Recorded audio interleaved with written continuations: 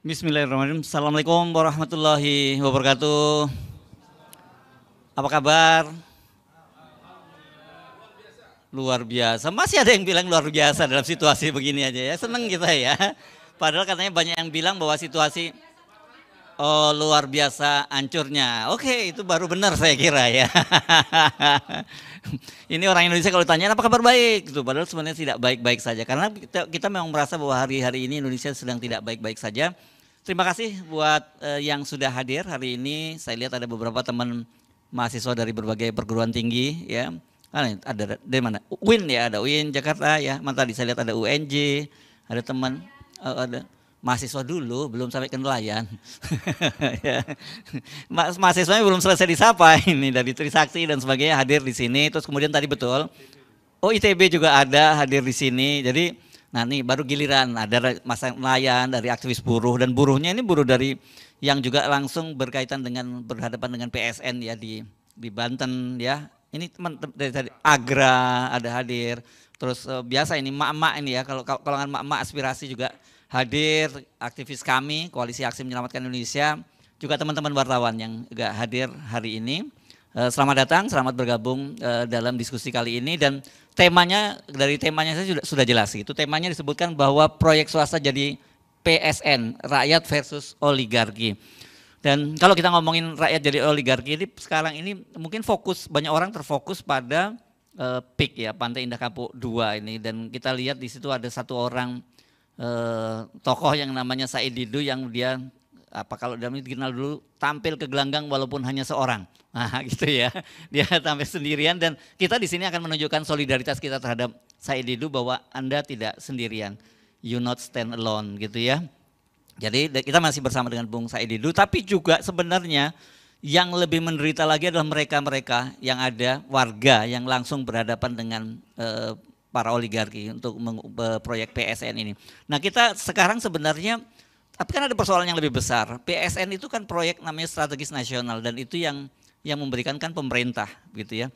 Artinya sebenarnya kalau kita ngomong oligarki itu jadi pertanyaan buat kita, sebenarnya kita itu melawan oligarki atau melawan kekuasaan yang di-backup oligarki gitu ya. Atau oligarki yang di-backup oleh kekuasaan. Itu kayaknya udah jadi jadi berkelindan begitu ya. Mari kita mulai diskusi ini supaya kita dapat perspektifnya itu, kita lihat dari sisi ekonomi dan politik gitu ya. Yang kami minta untuk menjabarkan soal ini siapa lagi ini kalau bukan Mas Antoni Budiawan ya. Ini saya kadang-kadang juga bingung sama Mas Antoni ini. Tiap hari ada tulisannya, dan yang ditulis soal itu aja soal oligarki itu, dan kok ada aja tema-temanya yang diangkat gitu ya. Oke, sekarang fokus soal PSN dan oligarki ini Mas Antoni. Terima kasih Mas Hersu. Ya, topiknya ada terus karena oligarkinya ya terindikasi melanggar terus gitu. Jadi topik itu tidak pernah surut. Ya, menarik. Ini mengenai PSN. Jadi saya langsung aja Mas Hersu, ini karena banyak pembicara juga. Jadi kalau kita lihat proyek strategis nasional, kita belum bicara mengenai proyek swastanya. Proyek strategis nasional itu kapan dimulainya proyek strategis nasional? Itu pada tahun awal 2016 dimulai dengan Perpres nomor 3 2016, dan di situ tentang proyek strategis nasional, dan di list ada 215 proyek strategis nasional. Dasar hukumnya hanya peraturan presiden.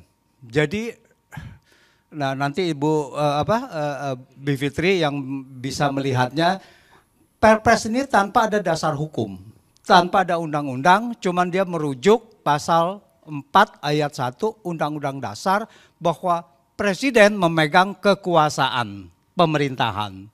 Jadi seolah-olah diterjemahkan bahwa presiden boleh berbuat seenaknya. Jadi boleh berbuat menentukan PSN dan sebagainya. Jadi seolah-olah pasal 4 ayat 1 menunjukkan bahwa diterjemahkannya sebagai presiden boleh berbuat tirani. Nah ini pertama. ada 215. Tapi kalau kita lihat proyek-proyek itu masih demi kepentingan nasional. Meskipun ada proyek tol yang ada juga yang diindikan oleh swasta gitu. Tetapi masih kepentingan nasional. Ada proyek bendungan dan sebagainya. Yang mayoritas adalah proyek-proyek dari pemerintah. Nah, kemudian mulai, ini tidak ada dasar hukumnya, lalu proyek ini, proyek strategis nasional mulai mengalami distorsi. Pertama adalah distorsi di tambang-tambang, di mana pada saat itu nikel mau dibesarkan. Untuk mengusir penduduk setempat untuk menjalankan bahwa proyek ini bisa berjalan lancar, maka diberikan status PSN. Oleh apa? Oleh Perpres. Disitulah terjadi pengusiran dan disitulah mulai proyek swasta masuk sebagai proyek PSN. Dan rakyatnya diam. Ketika di Wawoni ya, yang nikel salah satu yang terbesar itu, semua diam.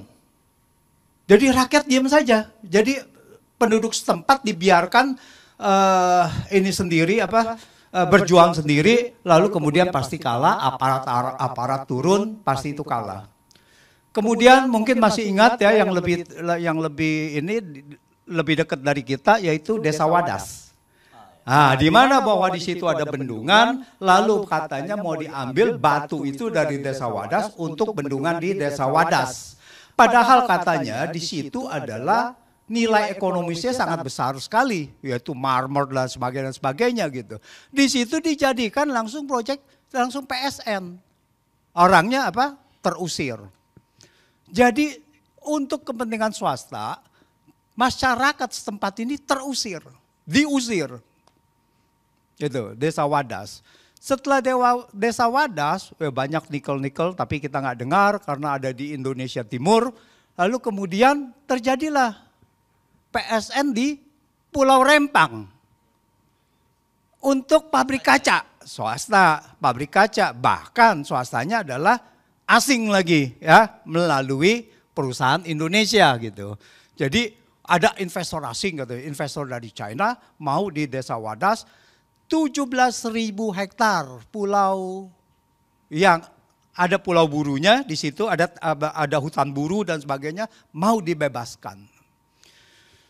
Penduduknya diusir, tidak boleh ada yang tinggal di situ, direlokasi. Tetapi perlawanan Rempang itu sangat luar biasa. Nah, ini pembelajaran dari kita. Kalau masyarakat bersatu melawan, maka bisa berhasil untuk menunda proyek ini. Meskipun pada saat itu dibilangnya ditunda proyek Pulau Rempang ini. Karena apa? Penunjukan PSN itu cuma 1 bulan, Mas Hersu. Dari Bahlil Erlangga atau yang ke China, MOU, kemudian 1 bulan kemudian Menko Erlangga lalu mengatakan ini adalah proyek strategis nasional, Eco Smart City atau apapun namanya. Hanya 1 bulan, bos. Luar biasa. Lalu kemudian menjelang lengsernya Jokowi, dia memberikan PSN kepada PIK 2 dan BSD. Ini perumahan yang sudah eksis 30 tahun lebih, yang sudah biasa-biasa saja, lalu bisa jadi proyek strategis nasional. Itu di mana strategisnya? Jadi tidak ada yang namanya strategisnya. Itu pertama. Kedua, kita lihat dari peraturan. Peraturannya adalah yang terakhir ini memakai peraturan Undang-Undang Cipta Kerja. Dari Undang-Undang Cipta Kerja itu, kalau khususnya kita bicara PIK 2, yaitu ada alih fungsi lahan. Ya, ada lahan pertanian atau apapun yang kemudian dialihkan menjadi perumahan atau proyek wisata.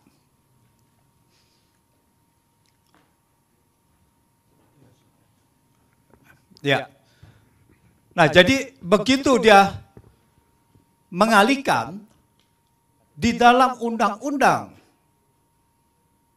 Cipta Kerja itu ada dua hal. Pengalihan lahan budidaya tidak boleh dialihkan kecuali untuk kepentingan umum dan atau proyek strategis nasional.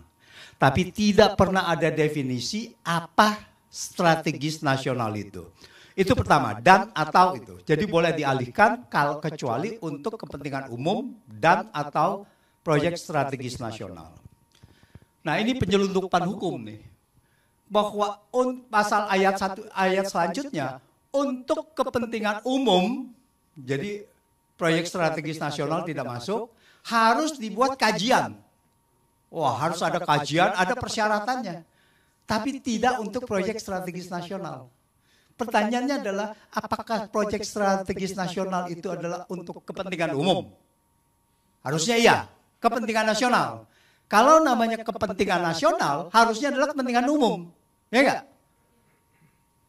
Jadi, untuk kepentingan umum harus melalui kajian, tetapi untuk kepentingan proyek strategis nasional tidak.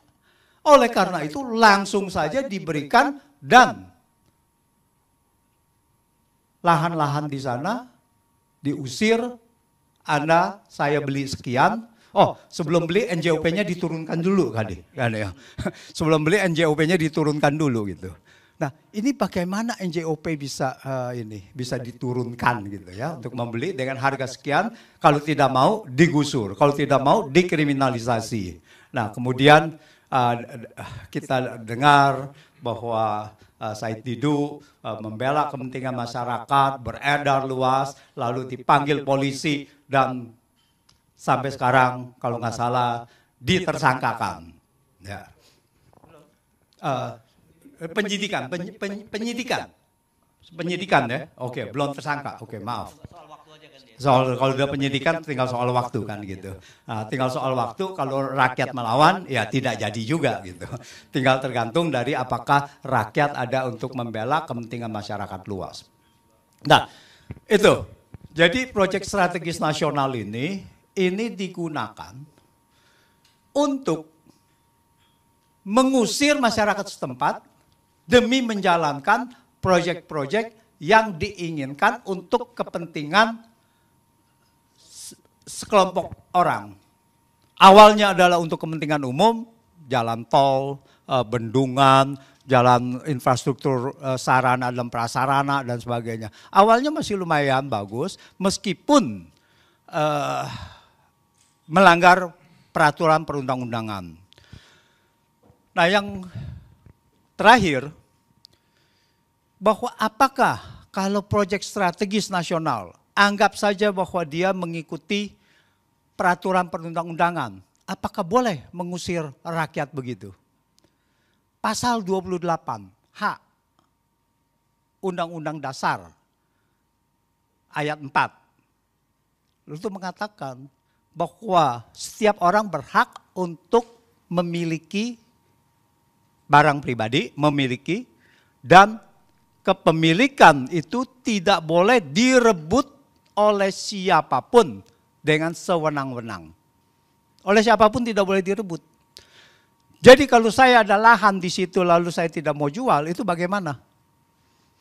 Nah, tentu saja mereka cara merebutnya lain, cara merebutnya adalah akses jalan ditutup, diuruk depannya dan sebagainya. Dan itu pun sebetulnya sudah melanggar dari banyak peraturan perundang-undangan kita, peraturan bahwa setiap orang boleh bebas ya untuk itu HAM, sekali pelanggaran HAM. Yang tadi pasal 28H ayat 4 itu adalah pelanggaran HAM juga. Nanti Ibu Fitri yang akan mengelaborasi untuk itu. Karena saya ingat sewaktu di kasus Rempang ada mantan Ketua Komnas HAM itu mengatakan bahwa itu jelas melanggar, pengusiran itu di Rempang jelas melanggar Komnas HAM. Jadi, melanggar HAM, hak asasi manusia. Jadi, karena kita sudah ratifikasi juga perjanjian HAM, ya saya rasa ini juga seharusnya bisa dilaporkan, tapi teknisnya nanti kita serahkan Bu Fitri dan juga Bang Ferry Amsari. Terima kasih. Oke, beri aplaus pada Mas Antoni Budiawan. Kita sekarang berpindah ke Mbak Bivit ya. Ini saya mesti sampaikan dulu karena beliau berdua ini nanti akan lebih ada acara lain, jadi akan meninggalkan sama kita. Jadi monggo dipersilahkan ya. Kalau minimal 10 menit bukan maksimal. Minimal ya. Alhamdulillah. Baik. Terima kasih. Selamat siang. Assalamualaikum warahmatullahi wabarakatuh. Makasih Mas Hersu, Mas Antoni, Mas Gede dan juga Mas Adi, Ibu Bapak sekalian, senang sekali ada di sini. Jadi saya ingin memberikan perspektif hukum ya. Dan kebetulan di salah satu kelas yang saya ampu, mahasiswa-mahasiswa saya tuh udah bikinin infografis tentang proyek strategis nasional. Saya kan kalau ngampu kelas suka sengaja bikin kelas project. Mereka pilih sendiri waktu itu proyek strategis nasional. Jadi ada beberapa data yang Ibu Bapak bisa ambil, tapi ini sebenarnya teman-teman mahasiswa saya ngambil dari datanya YLBHI, datanya beberapa organisasi lain yang mereka olah gitu ya. Intinya sih begini, barangkali sebenarnya saya pengen mulainya dari, pada pernah baca novelnya George Orwell enggak? Yang judulnya 1984, 1984. Ada yang belum lahir. Udah baca atau belum? Ada satu terminologi menarik yang saya suka pakai untuk hukum. Apa coba tebak? Double speak. Jadi satu kata maknanya bisa double. Sebenarnya maknanya bukan itu. Contohnya aja dalam bahasa sehari-hari kita suka bilang, gimana Mbak perjalanan ke sini? Aman. Nah kita kan suka bilang gitu, aman. Aman itu bisa berarti ya telat-telat dikit lah. Bisa juga berarti ya saya akan on time atau aduh saya sebenarnya males nih cuma saya bilang aja aman gitu. Double speak tuh seperti itu.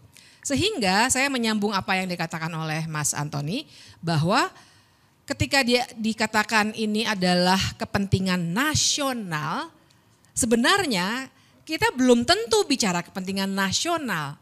Karena makna kepentingan nasional itu nasional mana nih? Pengusaha nasional kah?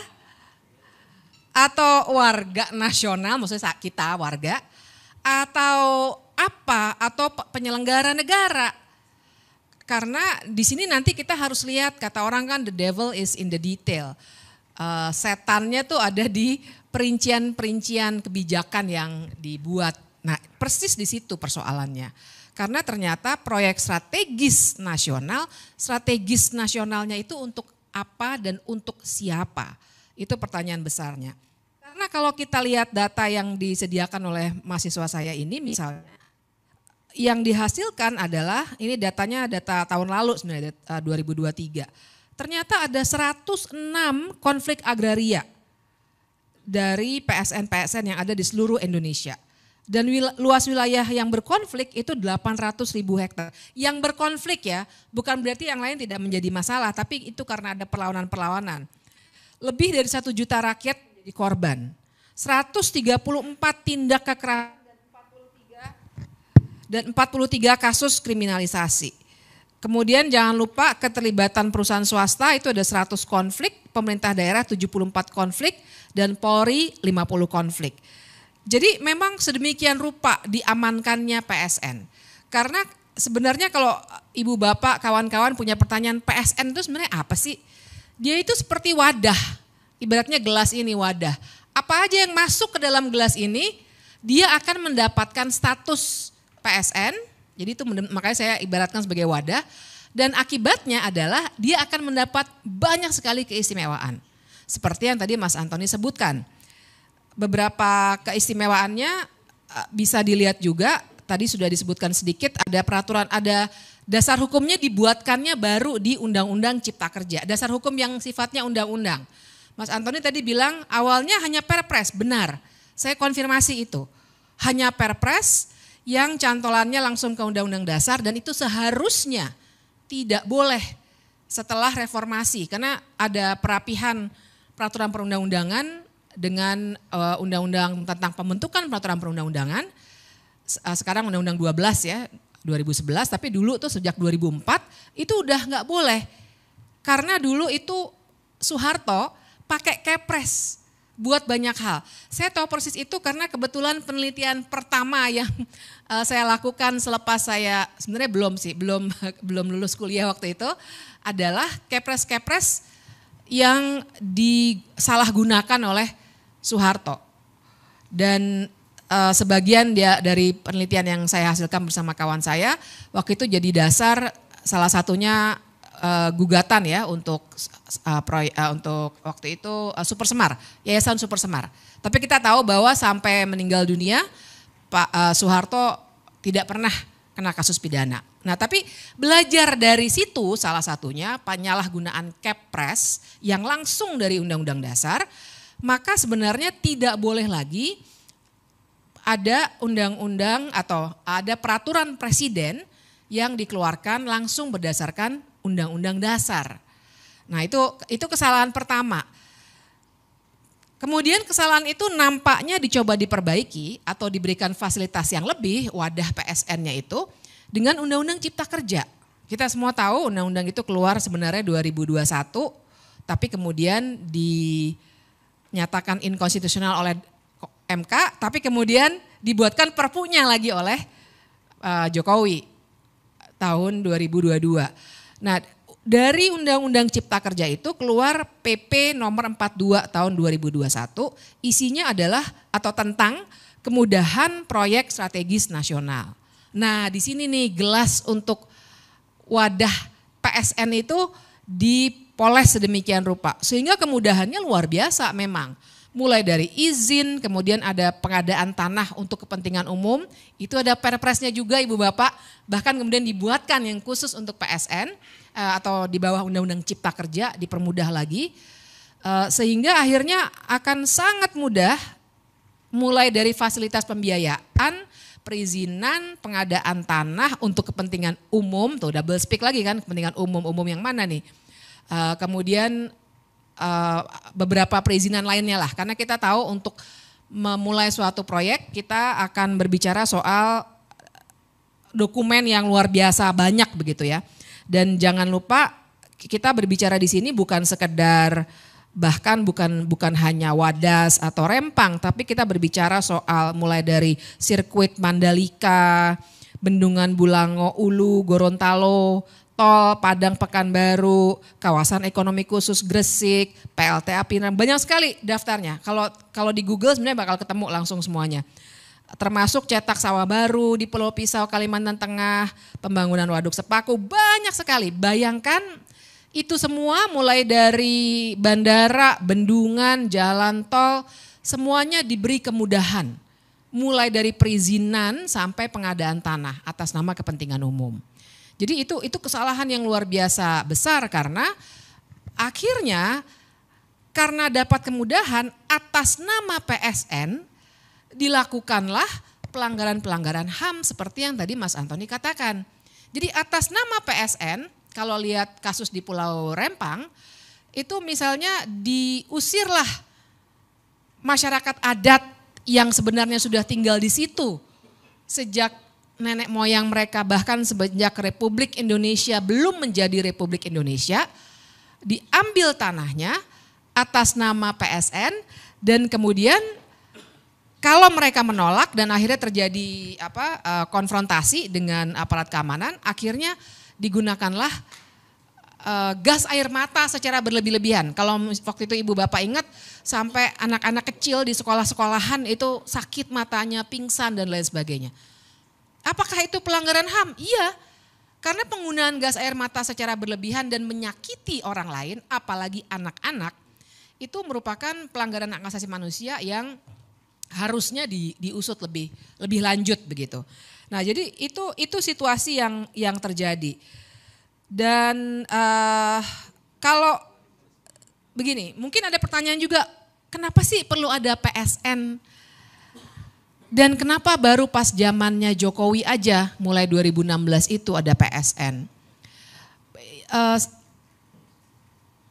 Saya kira kita semua tidak anti total pada pembangunan. Tapi masalahnya adalah bagaimana pembangunan itu dilaksanakan. Nah, PSN itu adalah konstruksi hukum, jadi saya ibaratkan dengan gelas ini, wadah, konstruksi hukum yang dibuatkan untuk memberikan keistimewaan. Nah, masalahnya adalah siapa yang bisa masuk ke dalam wadah ini itu tidak jelas prosedurnya. Nah, disinilah terjadi misalnya, kok tiba-tiba sebuah, kita sebut saja 2 yang tadi Mas Antoni sudah sebutkan, 2 proyek yang sebenarnya sudah jalan dari lama sekali ya, PIK, BSD, ya itu teman saya juga banyak yang tinggal di BSD udah lama dari 20 tahun yang lalu. Tapi kenapa baru masuk sekarang? Karena proses kapan suatu proyek itu masuk atau keluar, nggak ada yang keluar sih sejauh ini ya. Semuanya masuk aja, orang dikasih kemudahan, siapa yang nggak mau. Jadi siapa yang masukin, apa kriterianya, dan bagaimana tolok ukurnya suatu proyek bisa masuk ke dalam wadah yang namanya PSN itu tidak jelas. Disinilah terjadi yang namanya benturan kepentingan. Jadi di sini kita bisa bicarakan tuh kalau kata orang-orang anti korupsi ini yang namanya state capture corruption. Sering juga kita pakai istilah ada conflict of interest. Tapi yang lebih gamblang untuk menunjukkan networknya atau jaringannya adalah kata yang tadi kata Mas Hersu, Mas Antoni sering banget nulis soal itu, yaitu oligarki. Karena justru cara bekerja oligarki adalah mereka akan masuk menggunakan lembaga-lembaga negara formal untuk membuat kebijakan-kebijakan yang menguntungkan bisnis mereka. Itulah oligarki. Kan di level untuk dengan pengusahanya namanya oligarki. Di level tengahnya di mana partai politik bekerja untuk kepentingan pemodal itu yang kita bisa namakan kartel politik. Dan itulah yang sebenarnya terjadi ketika akhirnya oligarki ibaratnya tuh dengan benturan kepentingan yang luar biasa, bahkan juga banyak sekali dan di antara pejabat kita yang sebenarnya punya bisnis atau paling tidak malah diberikan bisnis sebagai komisaris lah, sebagai pemegang saham lah, sengaja untuk tujuan itu. Karena dengan sendirinya ketika menentukan proyek yang ini masuk ya ke wadah proyek strategis nasional, tentu saja akan ada perundingan-perundingan yang sifatnya nggak bisa kita ukur secara hukum. Karena memang itu tadi kriterianya tidak ada, transparansinya tidak ada, tahu-tahu keluar aja perpresnya. Atau perpresnya, yang kan itu bentuknya perpres ya, daftar proyek strategis nasional itu. Tiba-tiba keluar, loh kok nambah nih, ada PIK, ada BSD, kaget juga kita. Karena proses itu tertutup. Nah jadi kalau pertanyaannya apakah ini melanggar hukum atau tidak, jelas melanggar hukum. Karena saya juga mau ingatkan, kita kenal terminologi good governance sebagai sebuah subjek kajian. Tapi pun di dalam undang-undang kita, Undang-Undang Republik Indonesia nih, ada yang namanya Undang-Undang tentang Administrasi Pemerintahan. Yang isinya ada namanya asas-asas umum pemerintahan yang baik, AUPB kami sering bilangnya. Nah di situ harusnya ketat. Ketika membuat kebijakan baru misalnya, tidak boleh dibuat tanpa ketelitian, tidak boleh dibuat tanpa adanya partisipasi, kemudian tidak boleh ada benturan kepentingan, dan lain sebagainya. Itu ada, kalau teman-teman mau lihat buka aja Undang-Undang Administrasi Pemerintahan kalau saya nggak salah pasal 10. Tapi saya mau bilang ini bukan sekedar obrolan warung kopi. Memang secara hukum di dalam undang-undang kita ada aturan mainnya. Salah satunya tadi AUPB, tapi lebih dari itu ketika ada pelanggaran-pelanggaran pengambil alihan tanah dengan kekerasan, terus orang yang mempertahankan tanah dilempari gas air mata atau dihadap-hadapkan dengan aparat kepolisian ataupun tentara, itu juga sudah melanggar hak asasi manusia. Jadi luar biasa mudorotnya tuh daripada manfaatnya sangat-sangat luar biasa timpangnya. Manfaatnya saya nggak bisa bilang ini memang manfaat buat warga, karena ternyata yang akan lebih diuntungkan adalah orang-orang yang pemilik modal itu, yang seringkali kita kategorikan atau kita analisis sebagai oligarki. Nah, kira-kira begitu gambarannya. Barangkali nanti kita bisa diskusi lebih lanjut soal proyek strategis nasional. Mas Yarso. Terima kasih, applause untuk Mbak Bivitri. Seperti biasa kita enak ya, setiap kali menyimak Mbak Bivit itu kita dapat perspektif dan juga kemudian kita ngerti gimana sih konstruksi hukumnya gitu ya. Oke, tapi sekarang saya ajak Anda untuk menyimak pemaparan dari kandidat doktor gitu ya. Grace Riana. Ini menarik karena dia, setahu saya dia sedang menyusun disertasinya itu berkaitan dengan soal oligarki dan politik ya. Ini dan saya sih ingin agar lebih tajam gitu, Bung Gede, karena sebenarnya kan saya tadi nyebut sebenarnya kita bingung menyebut antara penguasa dan oligarki itu siapa yang di depan siapa yang di belakangnya begitu ya. Tapi realitasnya memang sekarang itu semua kontestasi pilpres termasuk kontestasi pilgub termasuk Anies Baswedan kemarin gagal menjadi calon gubernur itu sebenarnya aktor utamanya bukan Jokowi, tapi aktor utamanya itu oligarki. Oke, silakan. Terima kasih Mas Yarso. Assalamualaikum warahmatullahi wabarakatuh. Terima kasih kawan-kawan semua yang hadir di sini. Jadi tadi Bung Antoni sama Bivitri sudah menyampaikan fakta-fakta, tapi kita juga perlu tahu mengapa fakta ini terjadi ya. Jadi saya pikir masyarakat juga perlu diberikan penjelasan bahwa segala kebijakan-kebijakan ya di era Jokowi ini yang parah gitu ya, yang sangat merugikan masyarakat, itu merupakan hasil dari relasi antara oligark dengan penguasa ya. Jadi di negara manapun tuh oligark selalu ada ya, baik di negara dengan sistem demokrasi atau sistem single party atau sistem monarki, semua ada oligark selalu hadir di situ. Dengan demikian artinya relasi antara oligark dengan penguasa itu selalu ada gitu. Dan keduanya itu saling berupaya untuk mendominasi satu sama lain ya. Dalam kurun waktu tertentu bisa aja pemerintah yang lebih mengendalikan atau mendominasi oligark, tapi di waktu yang lain ya terjadi sebaliknya gitu. Nah, relasi ini terbentuk karena adanya kepentingan ya, yaitu kepentingan untuk bertahan.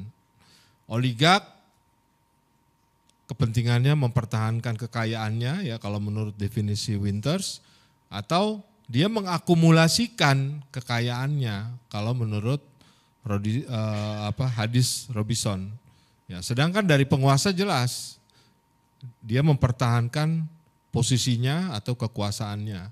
Ya termasuk dengan cara-cara 3 periode misalnya, atau politik dinasti, anak dan mantunya siapa tuh namanya? Mulyono ya.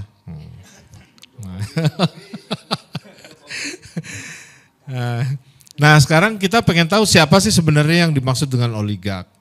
Oligark ini kalau saya ngeliat dari berbagai referensi, saya kelompokkan ada 3 ya parameter di situ. Satu, dia super rich, benar-benar sangat kaya kapitalnya ya. Kedua, dia menguasai struktur ya, struktur pasar di mana bisnisnya itu berada. Ya berarti dia ada kecenderungan di situ monopolistik ya di situ. Yang ketiga adalah kemampuan dia untuk mempengaruhi gitu, mempengaruhi baik pejabatnya untuk menempati posisi-posisi tertentu, termasuk juga kebijakannya gitu ya. Misalnya legislasi di pemerintah ya, struktur politik ya. Partai-partai politik ya, dia punya kemampuan untuk itu. Nah disinilah perbedaannya antara oligark dengan elit. Ya. Elit belum tentu oligark. Gitu. Kalau dia nggak punya kekayaan dan dia tidak punya bisnis yang dia menguasai struktur pasar di situ. Dalam dinamika relasi tersebut ya, oligark dan pemerintah itu akan selalu berupaya saling mendominasi gitu ya. Tapi ini akan bergantung kepada 3 hal. Ya, 3 hal yang akan mempengaruhi bagaimana relasi tersebut terjadi. Yang pertama adalah ketimpangan basis kekuasaan. Jadi penguasaan misalnya penguasaan atas struktur ya, misalnya struktur ekonomi, politik, hukum maupun sosial gitu. Jadi ketika oligark menguasai struktur hukum, misalnya dia punya orang-orang di KPK, di MK, di MA, ya dia akan mampu mengendalikan pemerintah. Juga misalnya dia menguasai struktur politik di situ. Ya, dia menguasai DPR segala macam. Ya, dia pasti akan bisa mengatur legislasi yang terjadi atau yang dibahas di parlemen gitu. Juga termasuk di dalam struktur sosial ketika dia mempunyai orang-orang ya yang dia rekrut, dia bina, dia rawat, dia biayai ya atas nama satu kelompok tertentu di dalam civil society. Ya, dia bisa dikatakan juga sudah menguasai civil society gitu ya, termasuk dengan media dan pers. Nah. Kemudian di dalam poin yang ketiga adalah derajat kepentingan. Bagaimana besar kecilnya kepentingan ini ya akan mempengaruhi dinamika relasi tersebut. Misalnya gini, pemerintah memutuskan kenaikan pajak di kelompok kelas menengah atau korporasi misalnya. Itu menunjukkan bahwa pemerintah lebih mendominasi oligark.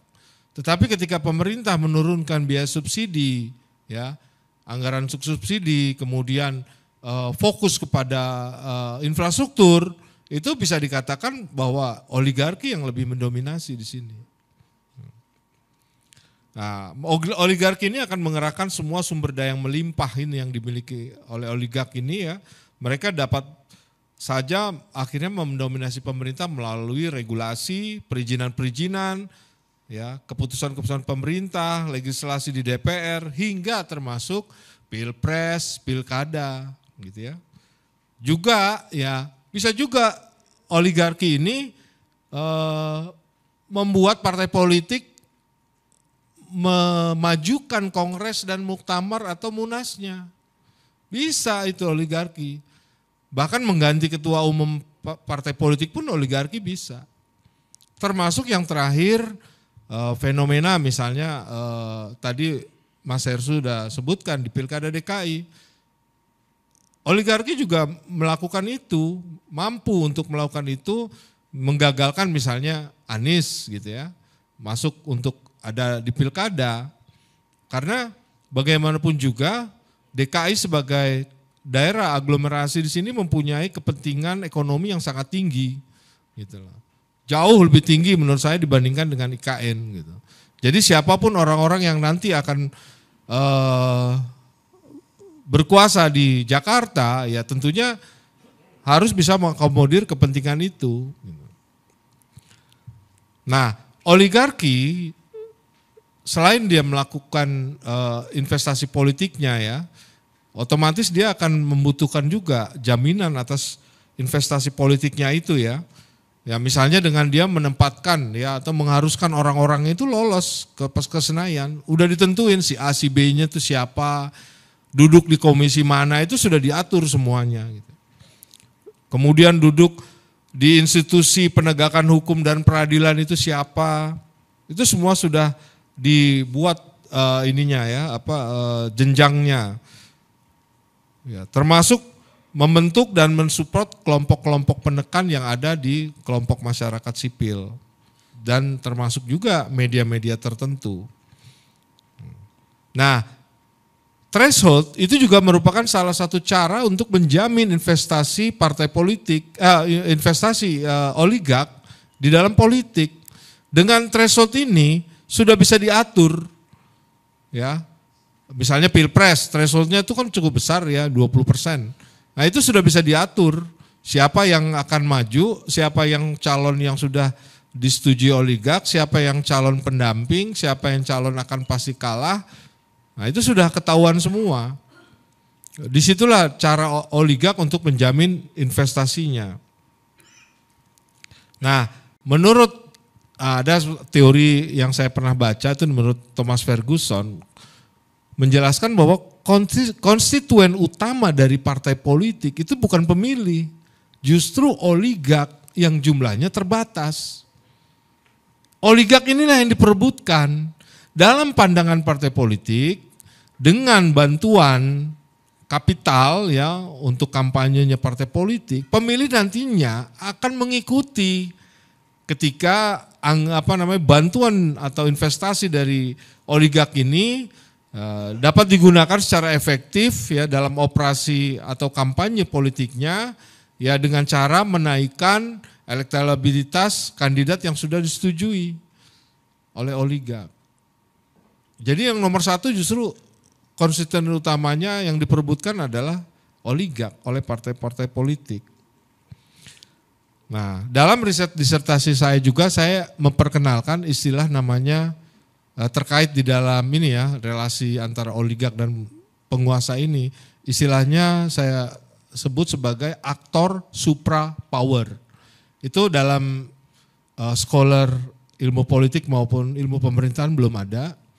Jadi aktor supra power ini adalah seseorang ya yang diberikan atau memiliki kewenangan melampaui posisinya di dalam struktur. Dia tidak hanya mampu memanfaatkan kelemahan-kelemahan di dalam sistem yang korup, ya, sistem yang busuk untuk kepentingan dirinya maupun kelompoknya, tetapi dia juga mampu berlaku sebagai arranger dalam satu orkestra proses keputusan, ya, yang melibatkan banyak pihak. Dia mampu memerintah atau meminta atau mempengaruhi orang-orang yang berada di dalam bagian berbeda di dalam institusinya, bahkan melampaui atau melintasi institusi yang lain. Jadi kalau kemarin, kalau nggak salah, saya gunakan itu untuk kasus kemarin siapa di kepolisian tuh, Sambo. Nah, dia punya kemampuan untuk itu. Kemudian kalau saya baca lagi cerita-cerita misalnya siapa Pratikno misalnya bisa masuk ngatur-ngatur banyak hal gitu ya termasuk dalam politik. Itu saya anggap masuk kriteria sebagai aktor supra power gitu. Termasuk Luhut ya. Kemudian siapa waktu Ahok ya. Bagaimana perizinan bisa lewat segala macam. Nah, itu kan di luar jangkauan dalam posisi dia, dalam struktur, tapi dia mampu gitu loh. Jadi orang-orang ini belum tentu dia menjadi top manajemen, tapi kewenangannya melampaui itu semua gitu. Nah, aktor-aktor suprapower ini selalu hadir di dalam sistem yang korup. Ya tentunya dialah yang akan dipakai oleh para oligak untuk mewujudkan keinginannya ini gitu. Nah, aktor suprapower ini cenderung ya melakukan abuse of power tadi, instrumennya macam-macam tadi Bu Fitri bilang state capture, corruption, bisa juga melalui diskresi, apapun itu gitu loh. Intinya dia mempunyai kewenangan karena semua sudah bisa dikontrol oleh dirinya. Nah, jadi saya melihat dalam PSN ini bukan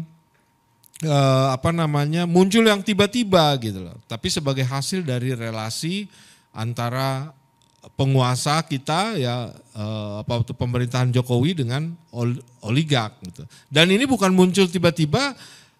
Kalau kita lihat lagi ke tahun 2021 masih ingat nggak ada pernyataan Jokowi bahwa semua Kapolda menjadi pengawal investasi? Masih ingat nggak? Nah, ini artinya merupakan suatu memang menjadi sikap politik Jokowi terhadap pembangunan kita yang memang merupakan rezim infrastruktur atau pro kepada investor, kepada pembangunan-pembangunan tapi yang sebenarnya lebih menguntungkan oligak. Nah, nggak ada beda dengan PSN ini ya, ketika PSN ini sudah ditempelkan kepada proyek swasta, artinya proyek swasta itu mempunyai privilege yang penuh ya. Dalam implementasinya akan terjadi itu menurut saya, apalagi ketika dia dikawal oleh aparat. Mungkin nanti kita bisa mendengar cerita Bang Said Didu gitu di situ. Nah, pasti banyak melanggar keadilan, melanggar kemanusiaan, termasuk melanggar aturan-aturan yang berlaku. Nah, cara untuk mengawasi relasi oligark dan penguasa ini ya selama ini kan kita kalau di internal sudah ada ya, dari penegakan hukum, ya lembaga institusi yang penegakan hukum, kemudian ada BPK, ada KPK, ada kejaksaan, kepolisian dan lain-lain ya. Apakah itu pengawasan maupun penindakan secara etik maupun pidana gitu. Tapi yang lebih penting adalah pengawasan oleh publik, karena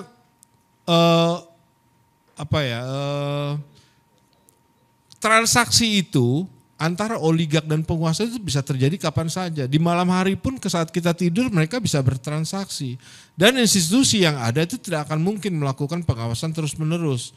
Karena itulah publik, ya masyarakat sipil, media ini harus punya peran yang efektif gitu ya untuk mengawasi transaksi ini gitu ya. Nah, kalau di Indonesia kan masalahnya pengawasnya itu bagian juga dari nah ya. itu Gitu karena kan. itulah makanya publik yang harus berperan di situ. Karena tidak mungkin gitu loh kita mengandalkan, katakanlah dia mengawasi benar aja nggak mungkin setiap detik gitu loh. Nah, saya melihat bahwa mahasiswa dan elemen masyarakat lainnya ini harus mengambil langkah. Seperti ketika kemarin masyarakat itu datang ke DPR ya untuk mendukung putusan MK. Ya, itu sudah menjadi pelajaran buat kita bahwa penguasa dan oligark ini bukannya tidak bisa dilawan, bisa. Kalau masyarakat itu solid, ya masyarakatnya ini punya punya empati yang besar gitu ya. Dalam misalnya ketika Said Didu mau dikriminalkan gitu ya karena mempersoalkan PIK 2 menjadi PSN, ya ini harus didukung. Ya, ini bagian dari konsolidasi kita dalam agenda yang lebih besar lagi, yaitu kita menegakkan konstitusi. Ya. Kalau masyarakat tidak bersatu ya kita juga akan mengalami persoalan-persoalan yang seperti ini lagi gitu. Dan ini kan sudah banyak terjadi di Rempang, di Wadas, ya. Reklamasi kemarin, reklamasi Jakarta. Ini akan selalu berulang lagi. Karena oligark dan penguasa ini yakin bahwa masyarakat tidak pernah mau kompak dan punya soliditas yang tinggi. Oke, gitu aja Mas Hersu. Oke, terima kasih. Applause untuk Bang Gede Striana Yusuf. Ini saya menambahkan sedikit memang soal oligark dan tadi disebutkan oleh Mas Gede bahwa itu bukan hanya terjadi di Indonesia, bahkan di Amerika yang negaranya sudah disebut sangat modern dan demokratis pun itu praktek-praktek semacam itu terjadi. Hanya saja bedanya itu saya melakukan riset juga di Amerika itu bahwa anggota senat itu lebih banyak menghabiskan waktunya bertemu dengan kelompok-kelompok lobby ketimbang ketemu konstituennya. Jadi lebih mengutamakan, karena apa? Karena ternyata kalau kita lakukan riset dari seluruh anggota Kongres maupun Senat itu yang memenangkan kontestasi itu yang biaya kampanyenya terbanyak. Gitu ya. Paling ada 1-2 saja yang anomali itu terjadi, dia biaya kampanyenya kecil gitu, tapi dia menang begitu. Nah, dan di Washington itu bisnis kedua terbesar di luar pemerintahan itu adalah dulu namanya kantor lobby. Nah, bedanya sih itu di Amerika itu ada terbuka, ada lobby ya. Ya lobby itu terbuka, itu bisnis terbesar di lobby itu resmi. Kalau di kita kan lobby nggak ada yang resmi ya. Jadi di bawah tangan semua. Dan menariknya juga pada waktu Obama dan John McCain itu menjadi anggota Kongres, mereka itu sempat melahirkan sebuah undang-undang bipartisan gitu. Bipartisan itu undang-undang yang diajukan oleh Demokrat, didukung oleh Republik begitu, yang mulai membatasi besaran biaya dari lobby-lobby itu. Nah, di Indonesia kan nggak punya kita biaya lobby yang ada di bawah tangan. Jadi yang terjadi antara para oligark tadi langsung langsung apa ya, nego dengan para ketua umum partai, dengan penguasa dan sebagainya. Itu yang terjadi. Oke, kita dengarkan berikutnya dengan ini Mas Adi ya. Kita lihat perspektif budaya. Tapi kelihatannya kalau kita simak Mas Adi kan juga banyak menyoroti PBNU dan PKB belakangan ini ya. Dan kabar baiknya kan ini sudah ditandatangani itu Mas Adi. PKB, SK PKB oleh Menteri Hukum dan HAM-nya. Ya. Baik, terima kasih Bung Ersub. Assalamualaikum warahmatullahi wabarakatuh. Saudara-saudara sekalian di mana saja berada, saudara sebangsa tanah air. Kita kan online. Jadi saya sangat bangga hari ini di sini dengan pangkat penyair.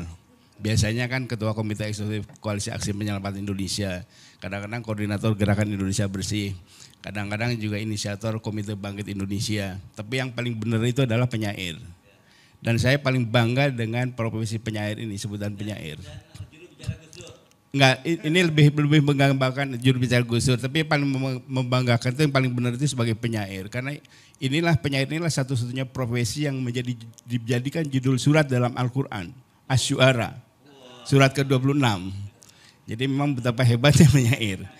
Nah, itu sebabnya saya ingin mengulas masalah persoalan bangsa ini yang rumit, yang berbelit-belit ini dari konteks kepenyairan, sejarah, juga keagamaan dan lain-lain kita melakukan. Tapi startnya itu saya mulai dari lagunya Kus Plus Kolam Susu.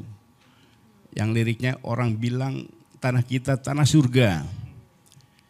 Di situ kan sudah dijelaskan bahwa orang yang bilang tanah kita tanah surga, buat kita kan bukan surga. Ini lebih dekat kepada neraka. Nah, pertanyaannya adalah kenapa orang bilang tanah kita tanah surga, dan kita tahu bahwa kekayaan kita, sumber daya alam kita sangat luar biasa, tetapi kita belum pernah punya catatan sejarah bahwa rakyat kita pernah gemah ripah loh jinawi, pernah makmur. Kesalahannya di mana? Saya mencoba mengurut sampai ke belakang, sampai ke zaman Jepang, ternyata bukan juga, ke Belanda, ternyata bukan juga, ke zaman raja-raja, zaman Ken Arok, ini pendiri dinasti paling top, yang sekarang diikuti Ken Mulyono nih. Ken Arok kan menurunkan raja-raja Jawa. Nah, ini Ken Mulyono itu ingin melahirkan keturunan pejabat-pejabat dari terahnya dia. Nah, tapi tekannya, nah kemudian ternyata bukan juga. Baru ketemu sampai saya telusuri sampai ke Nabi Adam, persoalan bangsa ini. Nah, ternyata persoalan kita ini mulai menyimpang itu sejak zaman Nabi Adam, ketika Tuhan menciptakan Nabi Adam dan malaikat semua suruh bersujud. Ada satu yang tidak bersujud, yaitu iblis. Iblis itu kemudian sama Tuhan diusir dari surga, tetapi belum mau pergi dari surga karena dia masih mau menjelma menjadi ular, menggoda Hawa. Nah, kemudian ketika Tuhan betul-betul marah, suruh keluar dari surga, iblis bilang, Tuhan, saya mau keluar dari surga tapi bikinkan tempat yang seperti surga. Replika surga juga nggak apa-apa lah, yang penting saya surga. Kemudian Tuhan bikinlah replika surga di Nusantara, Khatulistiwa. Nah, kemudian iblis turunlah menguasai negara Khatulistiwa, berkuasa sepenuhnya, dan dia bercokol di istana-istana, mulai zaman raja-raja sampai istana sekarang ini. Iblis yang berkuasa di situ. Jadi kira-kira apa paus sekarang itu kalau perlu dalam bahasa Islamnya meru'yah gitu ya. Dan nggak bisa, nggak mampu. Oh, nggak bisa ya. Tidak mampu. Jadi saya kan pernah ada di istana, Bung Ersub. Saya pernah ada di sana dan saya menemukan iblis itu.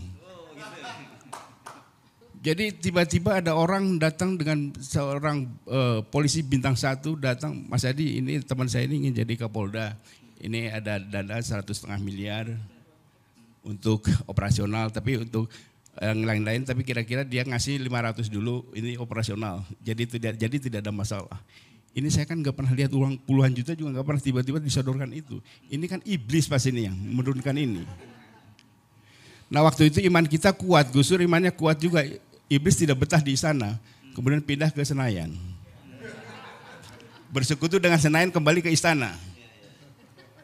Dan kita lihat, Bung Ersub, ini bukan karena saya pernah di sana, saya paham betul memang iblis itu ada di situ. Soekarno itu dulu baik-baik saja, orang baik. Ketika di istana kemudian mulai penyimpangan-penyimpangan. Soeharto juga orang sangat baik. Ketika di istana mulai muncul penyimpangan. Begitu juga SBY.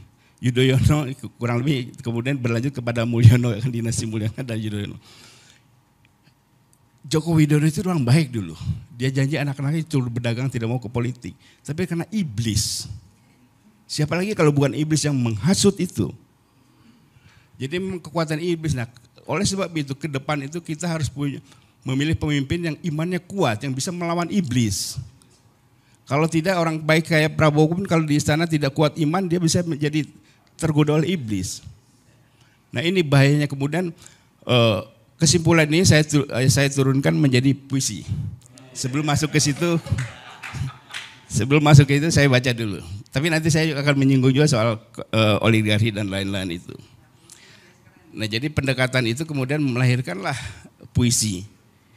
Saya kemas dalam puisi, judulnya Istana Iblis.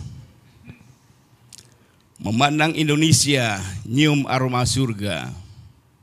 Daun-daun kelapa bergoyang-goyang sepanjang pantai, seperti kepak sayap-sayap malaikat. Anginnya mendesir ngalunkan nyanyian lautan. Kita jadi teringat Adam, makhluk sempurna paling mewujud, hingga para malaikat pun diperintah lekas bersujud.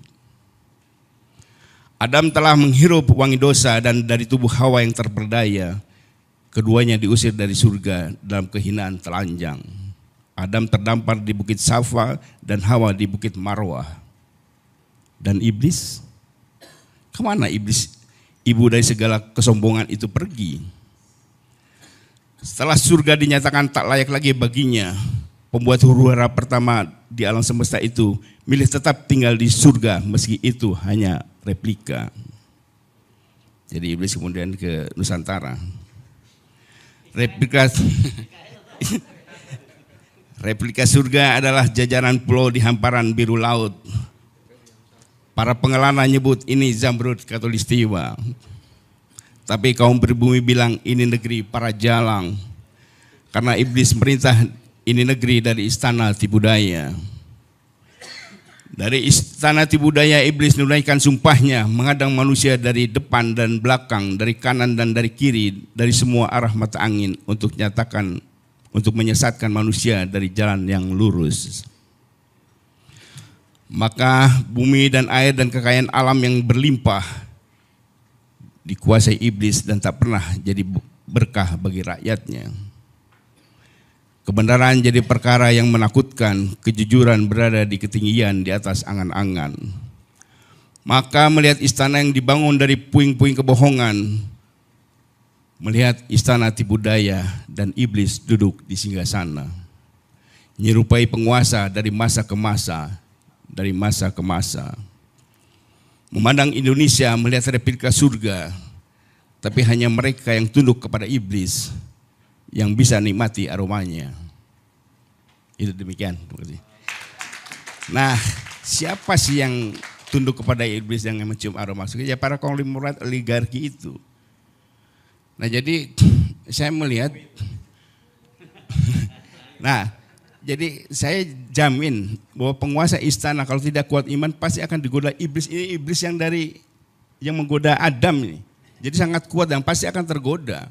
Dan anak-anaknya pasti digoda juga oleh anak-anak iblis.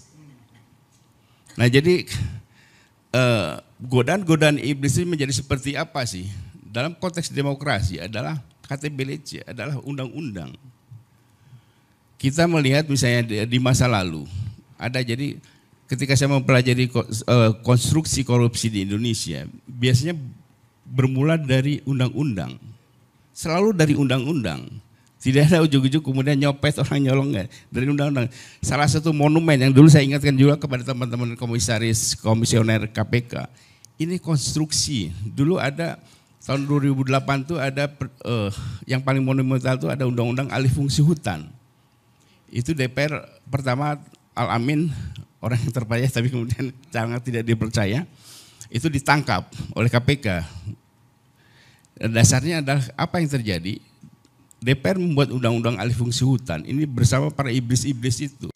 Dia ingin mengambil alih menguras hutan, ingin menghabisi hutan, tapi ini hutan lindung.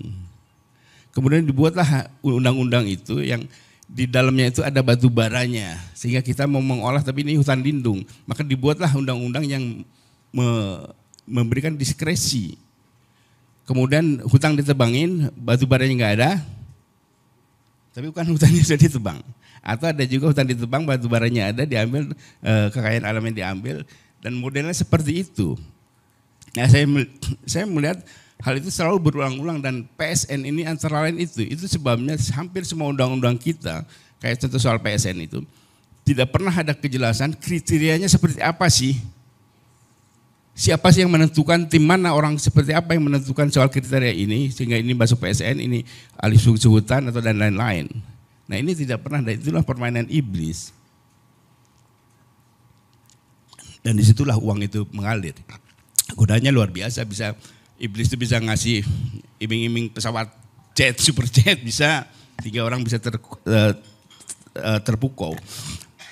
Jadi iblis yang ada di Indonesia ini memang iblis yang luar biasa. Di negara lain iblisnya iblis KW-KW aja, di sini yang orinya ini dahsyat luar biasa.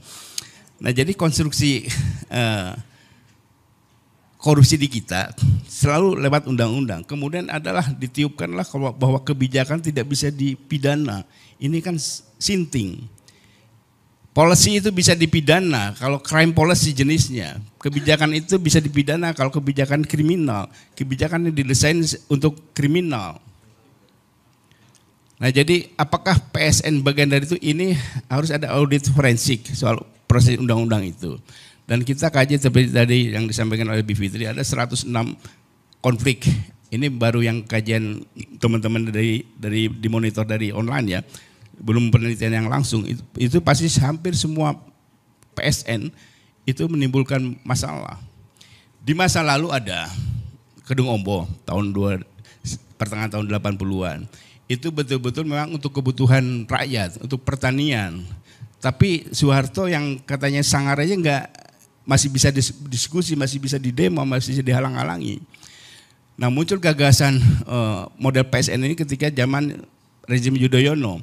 Ketika ada jalan tol, misalnya ada kayak tempo hari dulu itu ada jalan arteri di Pondok Indah, ada orang yang tidak mau digusur, ada tinggal satu rumah. Nah hal inilah kemudian yang menimbulkan para penguasa, para kontraktor memerlukan aturan yang bisa membypass ini.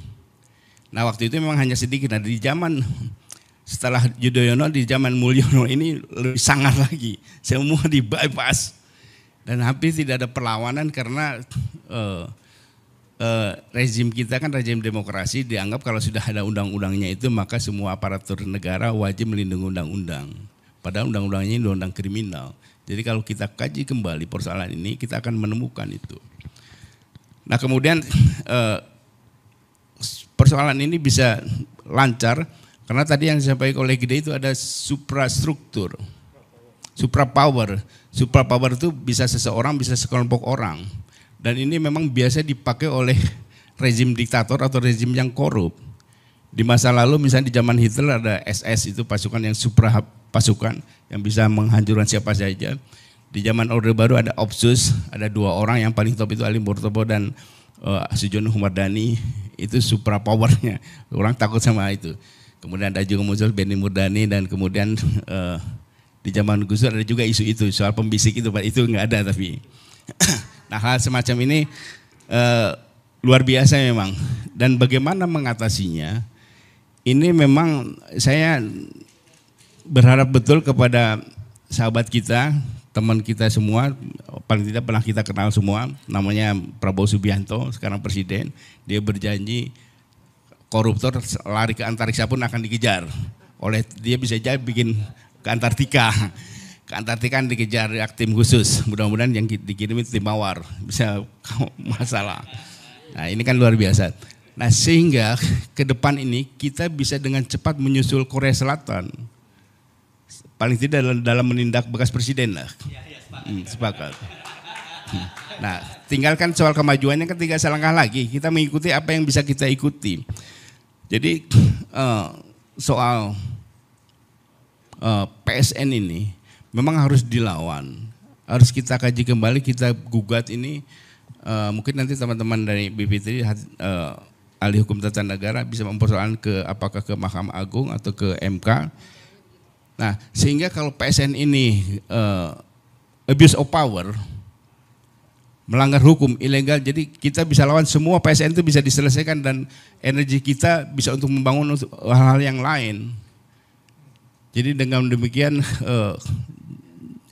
makanya kalau saya sering lihat podcastnya Bang Said melawan PIK itu, saya bilang ini bukan melawan PIK, sebetulnya Bang Said itu melawan Pak Mulyono ini.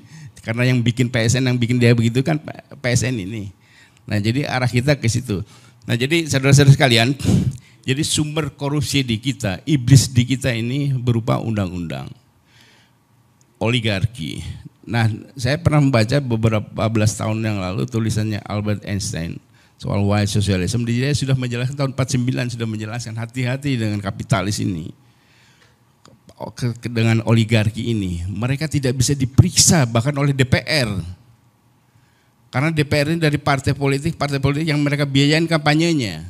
Jadi oligark inilah yang memisahkan DPR dengan konstituennya, yang memisahkan wakil rakyat dengan rakyat itu yang mereka ini. Jadi ini sengkarut marut di situ di antara itu. Tapi apakah ini bisa dilawan? Tentu saja bisa. Kalau kita punya pejabat negara penyelenggara yang tough, yang kuat imannya, itu bisa dilawan. Jadi kita berharap kita harus mendukung pemerintahan manapun yang imannya kuat yang mau melawan oligark ini. Saya kira demikian. Terima kasih. Wassalamualaikum warahmatullahi wabarakatuh. Waalaikumsalam warahmatullahi wabarakatuh. Satu hal yang saya senang yang terakhir tadi yang disampaikan oleh Mas Adi, bahwa soal kita bisa mengejar Korea Selatan dalam waktu dekat. Saya kira dalam hitungan bulan itu kita bisa mengejar Korea Selatan asal Pak Prabowo mau ya. Oke, sekarang kita mestinya nunggu Mas Ferry Amsari tapi belum datang ya Bang Ferry ya. Jadi kita sekarang langsung saja ke ke bintang utamanya ya. Hari ini yakni Bung Said Didu. Ini tadi saya sebut ini berani tampil ke gelanggang walaupun seorang. Coba luar biasa ini. Yang lain duduk di ruang AC ngobrol-ngobrol memaki oligarki, Bang Said Didu langsung turun ke lapangan berhadapan dengan oligarki. Assalamualaikum warahmatullahi wabarakatuh. Terima kasih. Akhirnya moto tandang ke gelanggang meskipun seorang saya buang sekarang karena Bu Fitri sudah ada, Bu Fitri sudah di sini, semua sudah di sini bergabung. Sebenarnya yang semangat saya naik itu begini.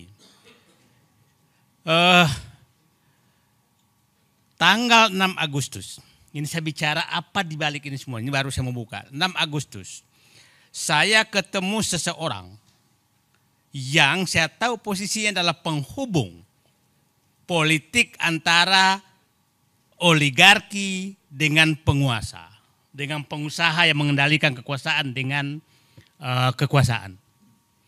Apa ceritanya ke saya? Dia kasih tahu semua skenario bagaimana Mulyono mau mengambil partai. Tanggal 6 Agustus. Sampai nama-nama panitia Munas Golkar pun dia kasih tahu saya. Dan tanggal 9 Agustus, 8 Agustus kan Airlangga dipanggil. Persis yang disampaikan ke saya. Tanggal 10 Agustus Airlangga mundur. Ini pingin pecah kepala saya. Kok negara aku sekarang betul-betul bukan diatur oleh partai politik. Betul-betul diatur oleh mereka. Saya diberitahu bagaimana nanti PKB diambil. Tanggal berapa diambil. Saya diberitahu PKS bagaimana menyerahkan diri. Saya dikasih tahu. Saya dikasih tahu PKS menyatakan menyerahkan diri. Saya dikasih tahu bagaimana PAN diperpanjang lagi menjadi 3 kali padahal ADRT-nya diubah. Dan dia bilang menyatakan itu pasti selesai semua sebelum pilkada. Sebelum penetapan gubernur. Jadi ini yang bikin saya, apa sudah saatnya saya harus mati menghadapi begini semua ini. Karena sudah nggak ada lagi yang berkuasa kecuali mereka. Bayangkan dia bisa, ketua penyelenggara Munaslup Golkar dia bisa tentukan. Bukan ketua umumnya lagi. ketua penyelenggaranya. Nah, semua bubar karena tangan Allah bekerja itu tanggal turunnya kita demo 22 April. 22 Agustus. Kita semua turun demo 21 dan itu saya berangkat dari rumah hormat bendera ke Medan Juang. Kalau saya nggak balik sudah selesai. Karena di kepala saya inilah hari yang menyelamatkan negeriku. Kalau itu tidak terjadi, semua skenario Mulyono terjadi. Maka apa yang terjadi? Prabowo menjadi boneka Mulyono. Itu yang terjadi. Karena semua sudah diatur. Jadi tangan Allah bekerja tanggal 21. Tidak ada koordinasi apapun. Dan semua bergerak seluruh Indonesia. Kita tahu. Disitulah kita dapat informasi. Nasionalisme, patriotisme Prabowo muncul. Ini harus dihentikan. Ini harus dihentikan, maka diperintah ke dalam. Dan saya dapat informasi sebenarnya di dalam itu korum. Bukan nggak korum.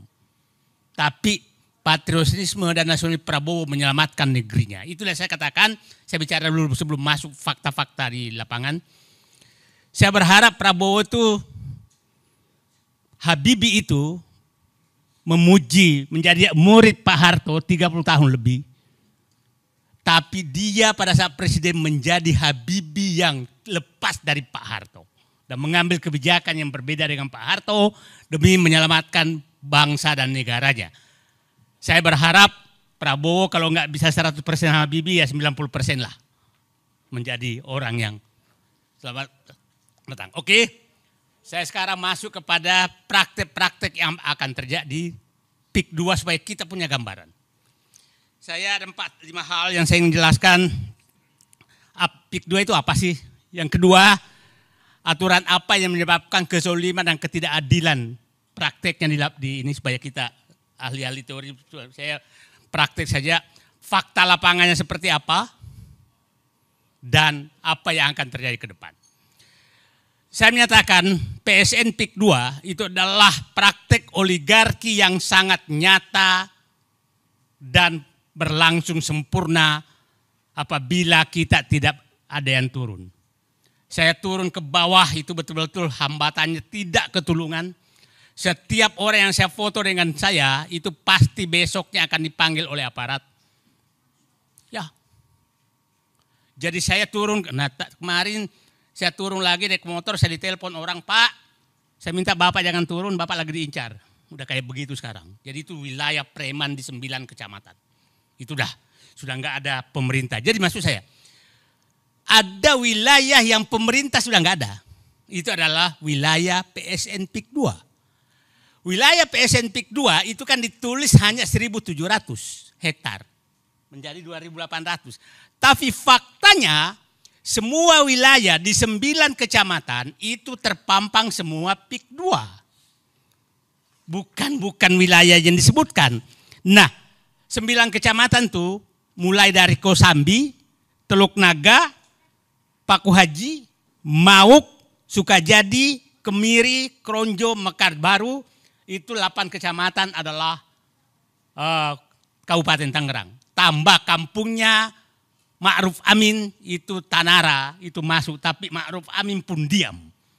Coba bayangkan seorang wakil presiden kampungnya mau digusur rakyatnya dia diam. Berarti siapa yang di atasnya? Kan clear sekali itu. Kampungnya Ma'ruf Amin Tanara itu saya kemarin ke sana itu ditawar hanya Rp30.000 per meter. Sawah tambak itu kampungnya Ma'ruf Amin. Bapak dan Ibu bisa bayangkan sebangsa dan setanah air kampung wakil presiden tidak bisa berteriak melawan oligarki. Itu praktik, Pak. Jadi, nah orang boleh menyatakan ada pengacara besar misalkan saya Didu bohong, saya punya rekamannya semua itu. Jadi jangan menganggap saya bohong. Ada menyatakan bahwa itu transaksi. Saya punya rekamannya, orang ini transaksi di kantor pengembang. Bukan di lapangan. Notaris-notaris mereka sekarang ada di kampung-kampung mutar-mutar. Ya, notaris diturunkan ke kampung-kampung. dengan menawar tanah. Tanah sekarang di Kronjo itu 52.000 rupiah, 2.000 rupiah untuk ke desa, 10.000 rupiah untuk maklar. 40. Bapak makan es krim di Pik 2, 100.000 rupiah. Sekali makan es krim 2 meter tanah. Kurang zolim apa kita? Menangis saya. Itu fakta. Nah, inilah praktek oligarki yang paling sempurna dan tertutup. Tertutup yang menariknya. Karena saya membela rakyatnya, Ketua Abdesi melaporkan saya. Melaporkan saya ke polisi. Ini negara apa? Aparat melaporkan rakyat yang membela rakyatnya. Ini negaraku. Bapak saya perintis kemerdekaan. Mendidik saya melihat perjuangan dia. Negaraku begitu. Nah, aturan apa sih yang menyebabkan Pak Amsari mereka? Saya Bapak Alitori, nanti kita kaji. Satu yang dilakukan itu adalah dia menetapkan wilayah itu sebagai lokasi yang seakan-akan hanya pengembang Pik 2 yang boleh beli. Itu oleh Pemda. Oke? Akhirnya tidak boleh ada transaksi apapun kecuali dengan mereka. Yang kedua dilakukan adalah izin jual beli. Tidak boleh ada jual beli di lokasi 9 kecamatan itu kecuali kepada pengembang. Lurah, desa, camat, tidak boleh ada transaksi apapun. BPN tidak boleh ada transaksi apapun. Ketiga, mekanisme pembebasannya aneh. Ini masuk PSN, biasanya kalau pembebasan pemerintah kan ada mana panitia penetapan harga. Panitia 8, panitia 9 namanya dulu. Ini tidak ada. Yang menentukan adalah aparat desa yang mendatangi dan bersama preman mendatangi rakyat. Nah, yang menariknya adalah, mohon maaf aja, ini semua di bawah, tidak ada yang berani apapun. Nah, ini ada tadi saya dapat berita, kepala desa sudah mau ditangkap karena jual tanah. Ada lagi daerah Kohot sekarang sudah mau ditangkap.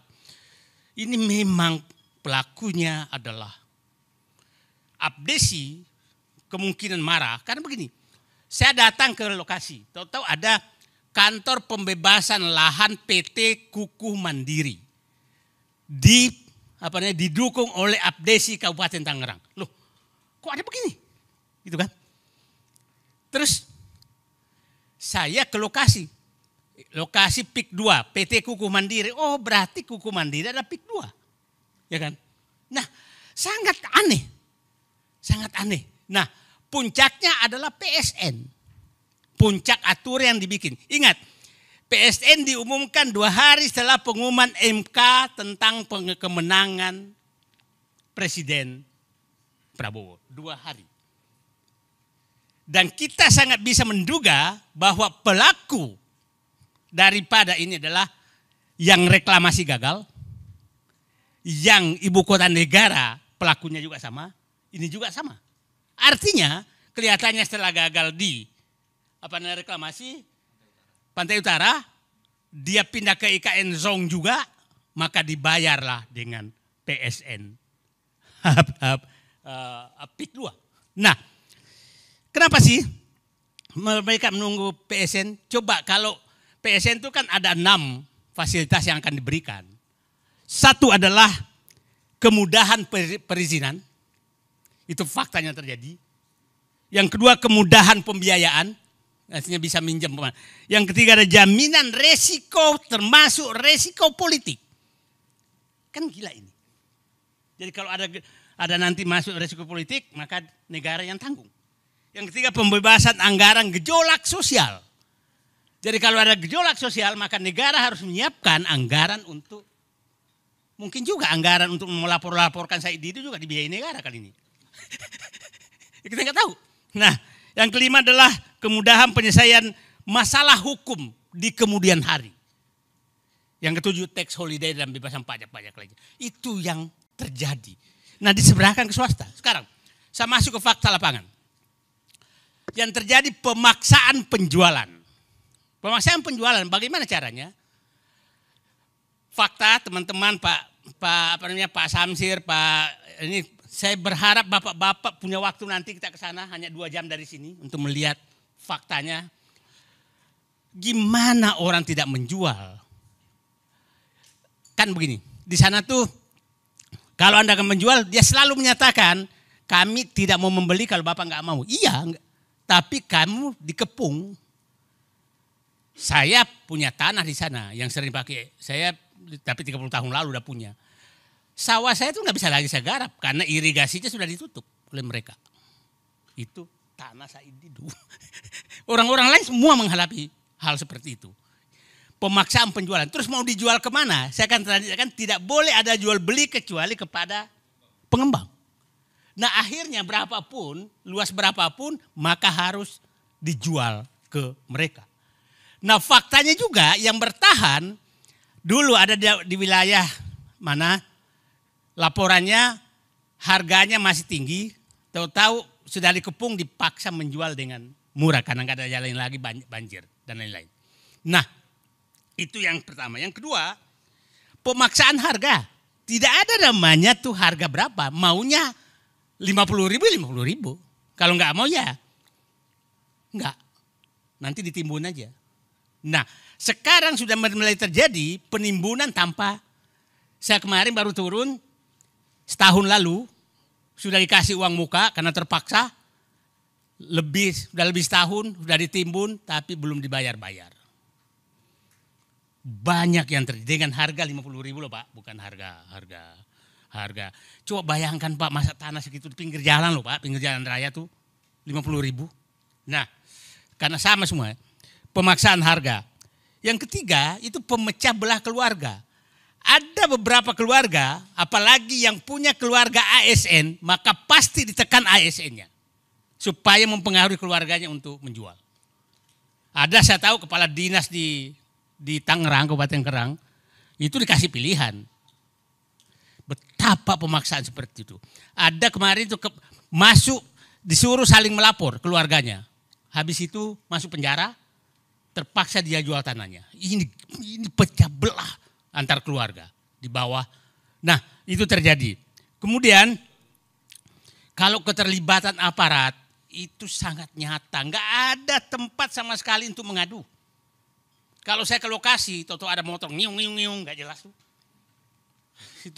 Itu benar-benar wilayah yang sudah tidak ada pemerintah. Saya pikir Bapak-bapak dan Ibu menyaksikan bagaimana laut dipagar. Adakah angkatan laut teriak?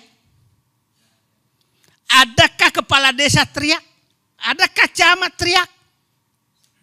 Adakah tentara teriak bahwa laut tidak boleh dipagar? Nggak ada. Ini fakta bahwa wilayah ini sudah tidak ada negara. Itu fakta. Kan udah viral di mana-mana tuh. Pagar laut dipagar sekian kilometer, nggak ada tuh yang teriak. Nah, kalau ini terjadi, saya katakan tadi, wilayah ini terbentang di 9 kecamatan dan saya perkirakan luasnya sampai 100.000 hektar. Perkiraan saya. Luas Singapura 73.000 hektar loh. DKI Jakarta 63.000 hektar. Ibu kota negara 53.000 hektar.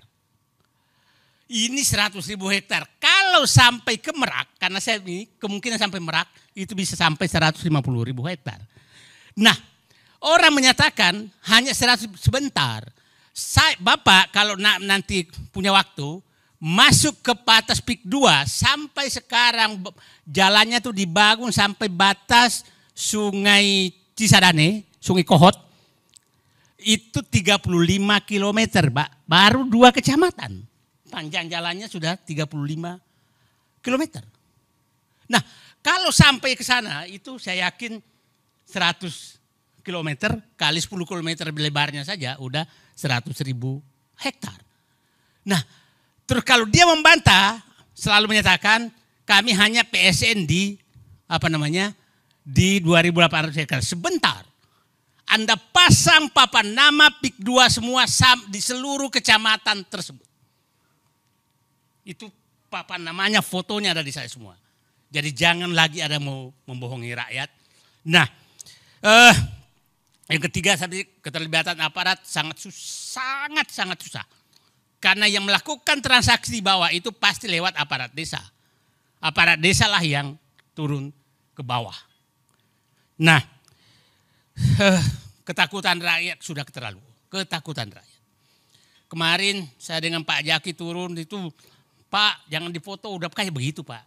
Udah saking ketakutannya. Karena sekali foto dengan Said Didu resikonya sangat besar. Udah dikenal. Nah sekarang permainan hukum kepemilikan ini sangat parah. Sangat parah. Saya kasih contoh begini. Kalau Anda nggak menjual, pasti mungkin 1 hari, 2 hari, 3 minggu lagi bahkan akan dipanggil aparat dan bekerja sama BPN untuk menginikan. Kan yang punya data sejarah tanah BPN. Ya kan, kita kan nggak tahu itu sejarah tanahnya. Nah, kalau udah kayak begitu, 2 kemungkinan, Bapak kehilangan atau mau negosiasi. Oke. Dan tidak sedikit warga, ada keluar di media itu, tanahnya umpamanya 30 hektar. Tahu-tahu hanya menjual 10 hektar. Maka 20 hektar dipersoalkan untuk dipaksa dijual juga dengan harga yang lebih rendah. Itu terjadi. Tapi di sana banyak toko besar yang punya tanah luas, tapi tidak pernah ribut. Kemungkinan lewat negosiasi khusus. Oke, nah sekarang saya ingin mengatakan bahwa itulah yang terjadi di sana. Jadi saya ingin menyatakan Pak Amsari, perjuangan PSN PIK 2 ini adalah perjuangan untuk menghentikan hegemoni penguasaan negara oleh kelompok tertentu. Bukan sekedar bukan sekedar bahwa memang kita harus membela rakyat. Yang kedua adalah kita menghentikan agar tidak terjadi negara dalam negara. Yang ketiga, kita tidak mau ada enklave yang dikuasai oleh, mohon maaf, siapa tahu Sarah, etnis tertentu yang sangat eksklusif. Itu kita nggak mau. Negara ini bukan negara seperti itu. Jadi pada kesempatan ini saya hanya menghimbau kepada Presiden terpilih, gunakanlah patriotismemu, gunakanlah nasionalismemu, gunakanlah jiwa kerakyatanmu, jiwa keadilanmu untuk satu, menghentikan semua PSN yang ditujukan untuk swasta. Itu satu. Dimanapun. Yang kedua, hentikan bahwa ada wilayah eksklusif di negeri ini. Itu tidak boleh ada wilayah eksklusif. Kenapa? Eksklusif di negeri ini bahaya sekali. Negara ini sangat bahaya. Nah, kita tahu tetangganya PIK 1, PIK 2 itu sangat eksklusif. Nanti kalau ini 100.000 eksklusif, maka mungkin akan dibentuk pemerintahan istimewa. Kita nggak tahu. Politik bisa dibayar. Nah, ya udah wilayah semua begitu. Nah, terakhir saya ingin menggugah kepada pengembang, berhentilah zolim. Saya punya hitungan gini Pak Amsari. Mereka menjual tanah yang dekat laut itu 36 juta per meter. Yang dekat laut, dekat sungai.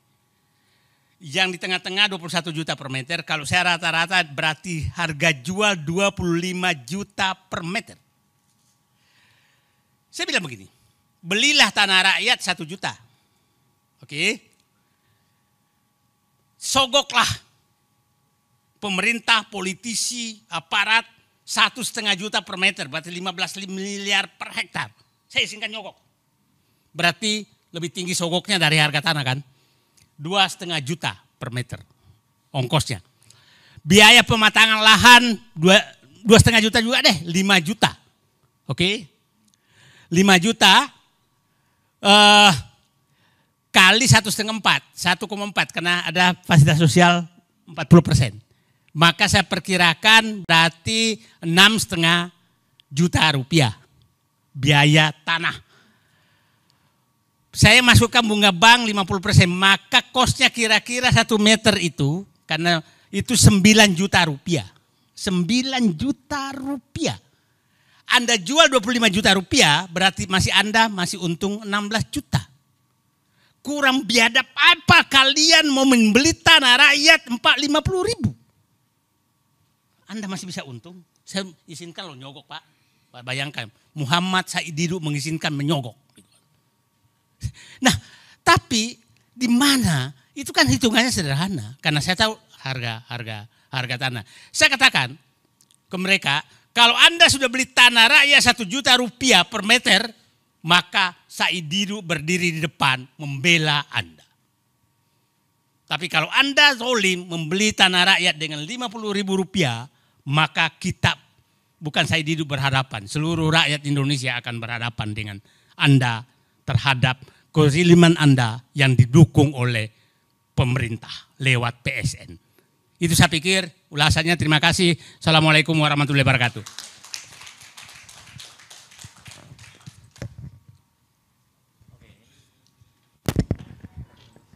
Ya, ini yang terakhir bergabung, jadi kesempatan juga terakhir tentunya. Bang Ferry, kelihatannya kurang sehat? Iya. Oke. Mudah-mudahan diberikan kesehatan dengan silaturahmi menjadi lebih sehat. Amin. Ya. Terima kasih Mas Hersu, Prof. Antoni Budiawan. Oh, diminta pindah ke sini supaya blocking kameranya enak. Oh, okay. Bisa ya? Oke. Kenapa nih?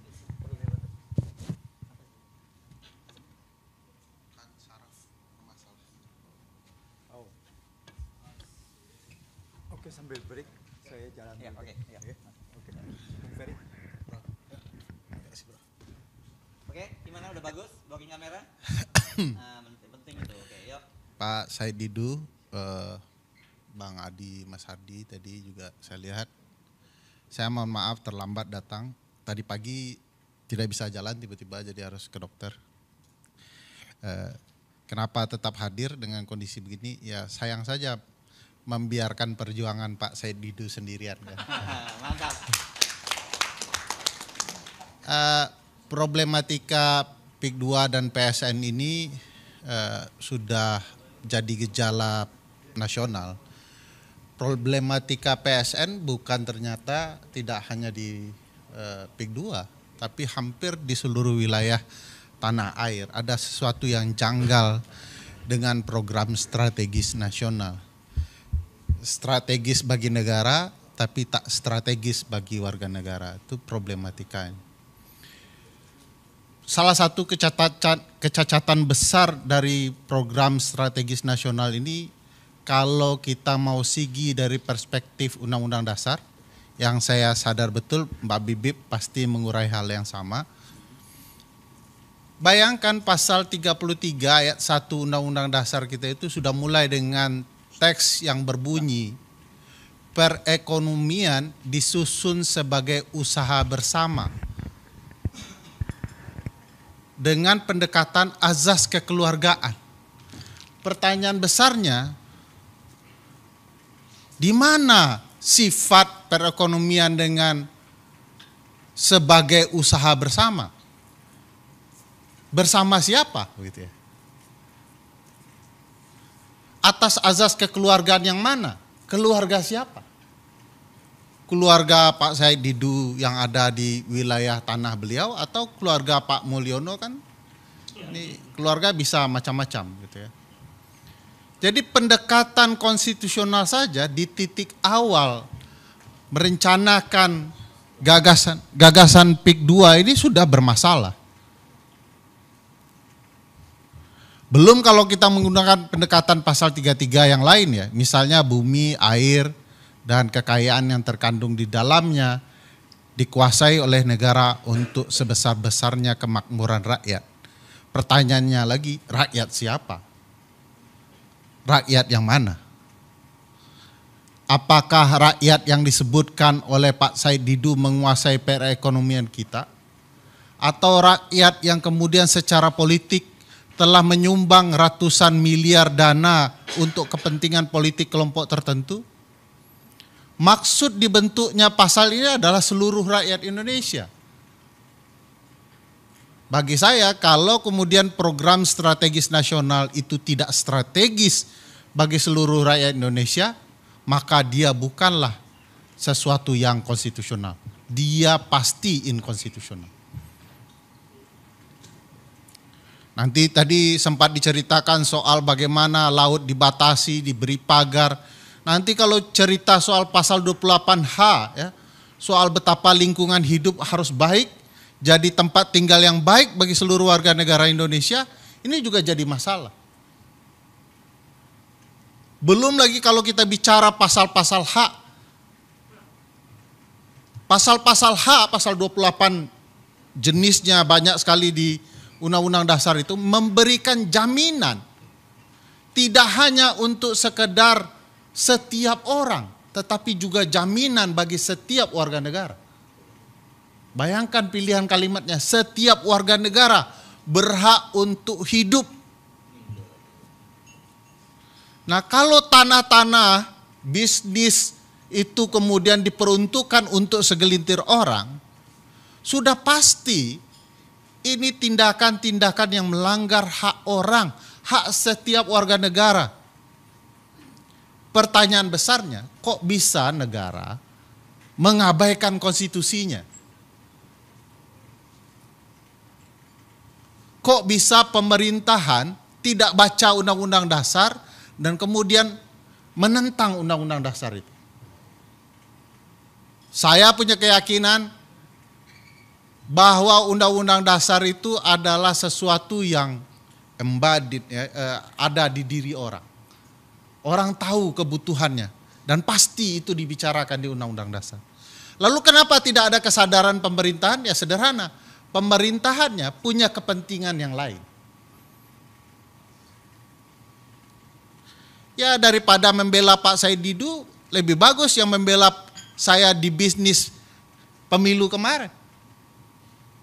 Imbal jasanya jelas gitu ya. Peduli apa dengan Pak Said Didu dan seluruh warga negara Indonesia. Kalaulah perspektif seperti itu ada di kepala, maka seluruh kebijakan bernegara pasti bertentangan dengan Undang-Undang Dasar. Pasti. Bayangkan berapa banyak warga negara yang jual beli tanahnya tidak berimbang, tidak patut, ada dampak lingkungan hidup yang rusak. Lembaga negara mana saja yang kemudian bicara? Bang Adi, saya tidak melihat teman-teman Komnas HAM nyaring bicara soal ini. Saya tidak lihat ada yang bicara soal kebutuhan lingkungan hidup, Kementerian KLH misalnya, teriak soal potensi bahaya lingkungan hidupnya. Kita tidak melihat ya, sesuatu yang kemudian potensi mengganggu hajat hidup orang banyak, kemudian dipertanyakan bersama-sama. Jadi kita termasuk bersyukur ya, ada orang-orang seperti Pak Said Didu yang berteriak nyaring, menyadarkan kita bersama, agar kemudian hak-hak bersama diperjuangkan. Walaupun mungkin sebentar lagi beliau akan dipenjara. Nggak apa-apa Pak. Dalam perjuangan itu pilihannya menang atau dipenjara, nggak apa-apa. Saya yakin Pak Said Didu tidak sendirian. Memenjarakan Pak Said Didu itu berarti memenjarakan ratusan, mungkin jutaan orang.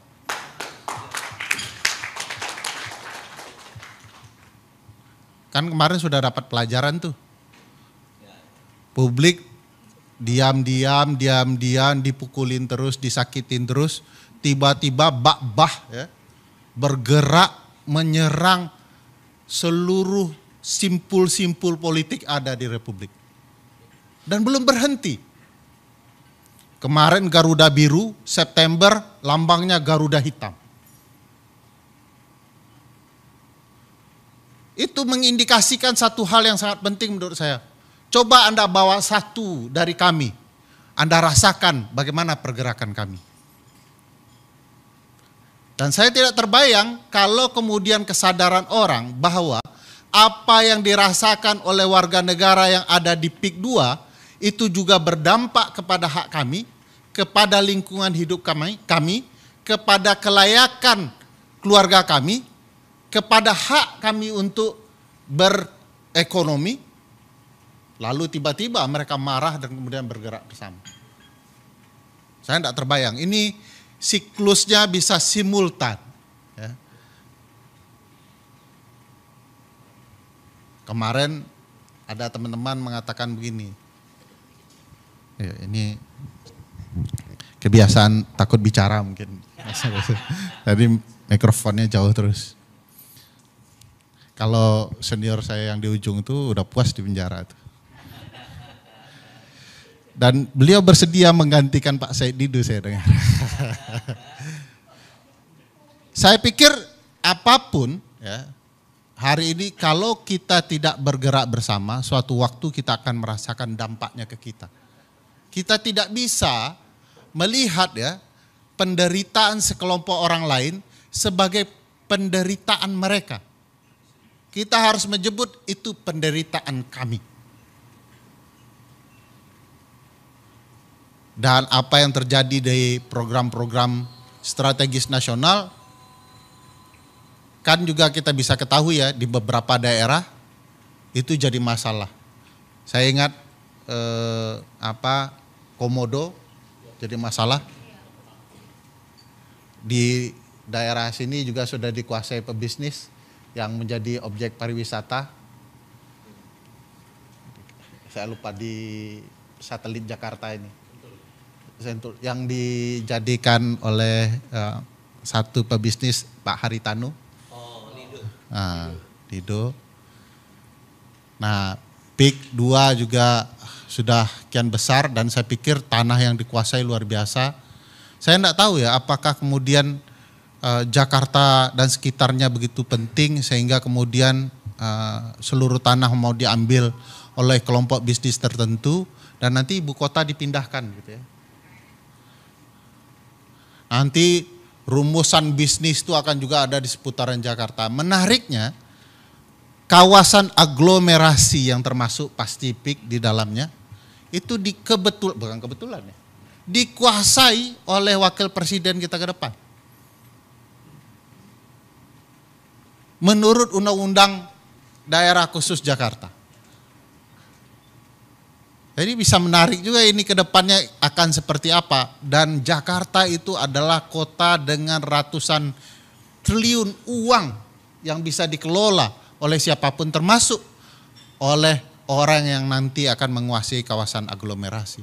Jadi ada kepentingan bisnis luar biasa antara pebisnis dan yang berkuasa.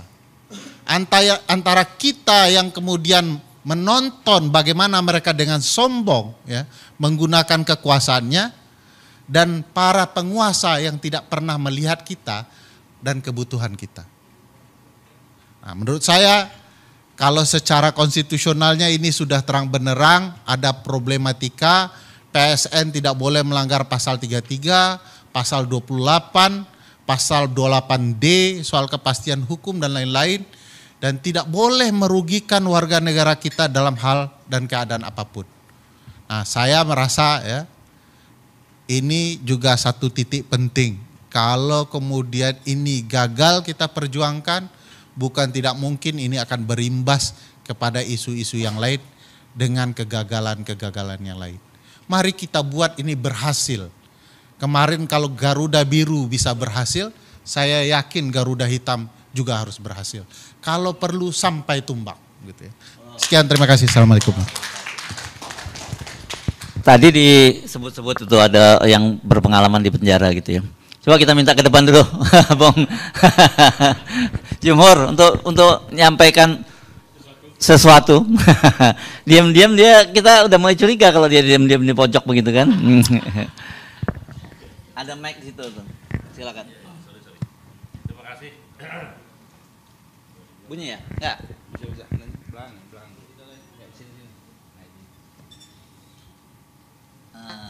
Tes. Terima kasih. Assalamualaikum warahmatullahi wabarakatuh. Saya mau nanya satu soal konstitusi dulu ya. Yang pertama, kalau peraturan presiden itu kan biasanya turunan dari undang-undang. Kalau ini turunan langsung dari UUD 45 seperti yang dibuat ini, apakah bisa diuji materikan di Mahkamah Konstitusi? Karena biasanya kan undang-undang diuji, waktu ujinya UUD 45. Perpres kan di bawah undang-undang nih, tapi dia nggak nyantol ke undang-undang, langsung ke konstitusi.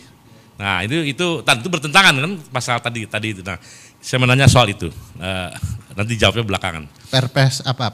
Ini soal PSN ini, dia kan langsung pasal ya PP atau Perpres nggak tahu lah itu. Kan itu di bawah undang-undang statusnya kan. Nah itu yang saya mau tanya tuh, itu benar-benar pengen tahu gitu. Kalau misalnya bisa ya tidak ada salahnya, misalnya ada juga yang melaporkan itu bertentangan dengan apa konstitusi gitu loh. Itu satu. Yang kedua begini, saya tertarik sekali dengan isu ini karena saya pernah dipenjara gara-gara urusan ini. Waktu kami kuliah di ITB dulu, kami melawan Orde Baru melalui penggusuran tanah-tanah rakyat. Jadi ada Badega, ada Gedung Ombo, ada Cimacan, Pulau Panggung di Lampung. Itu semua kayak begini, digusur gitu dengan ganti rugi. Waktu itu 1 batang rokok tuh, 1 per meter persegi. Sebatang rokok Pak, rokok biasa itu. Kita marah gitu, dia kok bisa begini. Nah akhirnya singkat kata kita ngelawan Orde Baru dan kemudian saya dan teman-teman dipenjara 3 tahun. Nah sekarang ini berulang lagi gitu loh, berulang lagi. Waktu itu saya masih kuliah di ITB waktu itu. Mungkin kalau ada teman-teman mahasiswa nanti bisa mempelajari gerakan mahasiswa pada waktu itu. Sekarang muncul lagi dan saya mendalami lagi soal Max Havelaar yang kebetulan di Banten juga nih, di Lebak. Dulu itu dianggap penindasan Pak, tanam paksa hanya karena rakyat disuruh ngambil 20% lahannya untuk ditanami yang diatur pemerintah. Dan itu kemudian katakanlah dijual kepada pemerintah, kemudian itu ada bupati ya yang kemudian menyalahgunakan sebagian, akhirnya terjadi proses eksploitasi kepada petani. Itu zaman kolonial, tahun 1860-an. Nah sekarang bukan lagi desain, bukan 20% Pak, ini 100% hilang gitu loh. Tanah orang ini hilang di zaman Pak Said ya, ini hilang sama sekali. Dan jadi karena itu memang ini nggak masuk akal. Saya jadi wake up call saya, memang ini harus ada perlawanan, nggak ada lagi selain perlawanan. Dan perlawanan pertama, saya usulkan forum ini menobatkan Said Didu sebagai Indonesian Douwes-Dekker, Edward Douwes-Dekker. Jadi Indonesian Multatuli. Karena yang satu di Lebak di Banten, ini juga di Banten juga. Nah, jadi kita panggil Pak itu Multatuli itu Pak, pejuang tuh Pak. Kalau dalam perspektif perjuang kemanusiaan. Nah, Multatuli Didu lah. Nah, jadi itu kita angkat dia sebagai, karena dia juga sendiri. Nah, cuman bedanya dulu medianya nulis novel, namanya Max Havelaar. Nah, sekarang dia cuap-cuap bukan cuap-cuap di YouTube. Nah, dan itu membangunkan kita semua. Setuju semua ya? Jadi Indonesian Douwes-Dekker adalah Said Didu, atau pejuang kemanusiaan untuk masyarakat Banten adalah Said Didu. Kira-kira begitu. Said Multatuli Didu. Nah, kita kokohkan dalam forum ini. Setuju ya? Tepuk tangan dulu Pak Said Didu nih. Ya. Nah, jadi sejatinya politik itu harusnya ini yang diomongin. Sejatinya politik kan yang ngomongin soal-soal kayak gini harusnya. Jadi kita nggak boleh dilupakan pilpres, pilkada dan apa, tapi kemudian lupa hal-hal yang begitu penting. Jadi menurut saya mudah-mudahan saya bisa terlibat, Pak Said ya, bisa terlibat. Bisa ya? Ya alhamdulillah kalau pasti bisa, dan saya teman-teman di gerakan petani soal reforma agraria dan sebagainya, termasuk kaum buruh Pak. Kaum buruh juga sudah ada komunikasi yang cukup intensif bahwa cara-cara seperti ini adalah harus dilawan. Dan mudah-mudahan insya Allah ada keberhasilan. Terima kasih. Wassalamualaikum warahmatullahi wabarakatuh. Iya, kalau pengujian peraturan di bawah undang-undang, PP, Perpres dan lain-lain itu, Permen, Perda, ya bawanya ke Mahkamah Agung. Kayak Kaisang kemarin ya, yang putusan 23 itu. Kenapa ke Mahkamah Agung? Itu perintah Undang-Undang Dasar. Cuman kalau ke Mahkamah Agung itu yang meningkat itu iman kita, Bang Jumhur. Sebab begitu dimasukkan permohonan tidak ada persidangan. Jadi banyak aja berdoa sampai putusan keluar. Nah, itu makanya yang meningkat iman. Jadi lebih banyak teman-teman menyarankan ke Mahkamah Konstitusi, walaupun hasilnya belum tentu juga baik, tapi pertarungannya terbuka. Jadi kalau problemnya ada di PP dan Perpres, pasti ada sangkutannya dengan undang-undang. Pasti ada. Saya yang jamin, Bang. Walaupun undang PP-nya tidak diperintahkan, dia PP dan Perpres itu bisa berdasarkan kewenangan. Nanti pasti ada undang-undang yang menyantolnya. Bagaimana supaya PP dan Perpres itu bisa mati dengan sendirinya? Ubah pemaknaan yang ada di undang-undang melalui pengujian terhadap undang-undang dasar di Mahkamah Konstitusi. Sehingga kalau kemudian pemaknaannya dibuat pasti sesuai dengan kepentingan konstitusi, maka peraturan yang ada di bawahnya juga akan berimbas dengan sendirinya. Jadi biasanya kami melakukan begitu, jadi tidak kemudian bergantung kepada Mahkamah Agung. Bukan tidak bisa ke Mahkamah Agung, tapi terlalu sunyi. Sunyi dalam artian kita nggak bisa tahu apa-apa di Mahkamah Agung itu. Jadi walaupun udah jelas ditafsirkan berbeda ada. Ya banyak kan. Umur ya. Udah jelas kan. Sudah jelas 40 bisa diturunkan kan begitu ya. Nah itu makanya sebagian dari kami selalu berupaya ke Mahkamah Konstitusi walaupun belum tentu menang. Tapi publik bisa mengetahui apa yang sedang terjadi dan cara berpikir hakim bisa dilihat. Di Mahkamah Agung begitu salinan petikan putusan keluar, belum tentu putusannya keluar. Kita tidak tahu apa argumentasi hakim sesungguhnya, lama sekali. Jadi ke Mahkamah Konstitusi menurut saya jadi pilihan. Nanti kita bisa bacakan kira-kira nyantolnya di undang-undang mana. Kan bisa dikejar ya kalau PSN itu ternyata merugikan lingkungan, kita hajar di undang-undang yang terkait dengan lingkungan hidup.